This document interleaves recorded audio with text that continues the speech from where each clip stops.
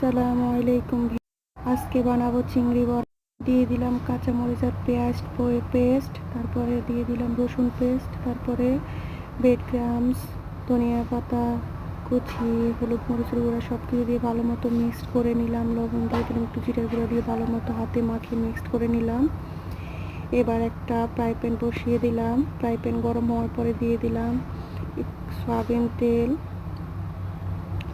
তারপরে সাইজ আমার ইচ্ছে মতো করে সাইজ করে নিলাম। চিংড়ি বড়াগুলো দিয়ে দিলাম তেলের মধ্যে, কিছুক্ষণ ভেজে উল্টিয়ে পাল্টিয়ে দিলাম।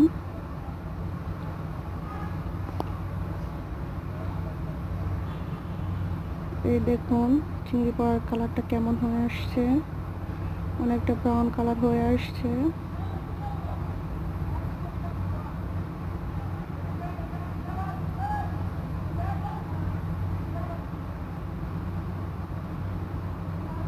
এই দেখুন আমার চিংড়ি বড়া সবগুলা ভাজা শেষ।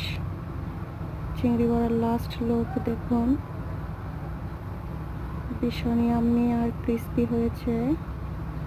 যারা যারা আমার ভিডিওটা এতক্ষণ দেখেছেন, আপনারা সবাই আমার ভিডিওটাকে লাইক অ্যান্ড সাবস্ক্রাইব করে দেবেন, সাথে শেয়ার করে দেবেন। ধন্যবাদ সবাইকে এতক্ষণ ভিডিওটা দেখার জন্য।